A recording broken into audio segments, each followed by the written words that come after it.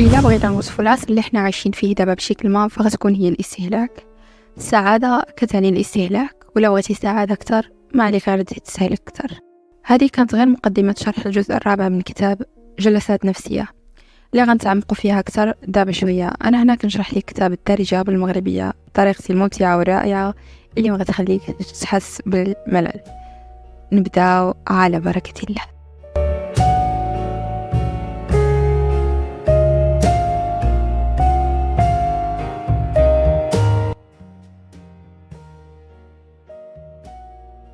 هذا العصر كما قال جان جاك روسو كيخلق فيك رغبات لا نهائية.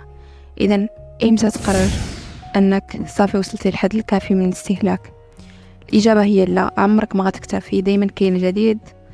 ايوا، ومع هذا الكم الهائل ديال الدعايات والإعلانات اللي دايرين بيك من كل قنت من كل جهة، انت حزين فقط غير حيت ما عندكش هاد البرودكت، شري هادي وغتحس بسعادة أكثر. يعني عمرك ما غادي تكتفي. كيفاش كينشأ عندنا هذا حب الاستهلاك؟ كيجاوبونا جوج علماء كنديين، شدوا واحد المجموعه ديال الدراري الصغار وقسموهم على جوج. المجموعه الاولى خلاوها تفرج جوج اعلانات ديال واحد اللعبه، ما وراو ليهم والو، ثم قالوا ليهم باللي الدري ظريف وغيعاملهم مزيان، بغى يلعب معاهم ولكن ما عندوش اللعبه، ودري باسل غيأذيهم وغيضربهم، وهو حتى هو بغى يلعب معاهم بهذه الطريقه ولكن عنده اللعبه. النتيجة كانت أن الدراري اللي تفرجوا في الإعلان ديال اللعبة اختاروا الدري اللي غيأذيهم وغادي يضربهم غير لأنه عنده ديك اللعبة، والمجموعة الثانية اللي ما وراو ليهم والو ما تفرجوش في الإعلان اختارت الدري الطريف اللي غيعاملهم مزيان ولكن ما عندوش اللعبة.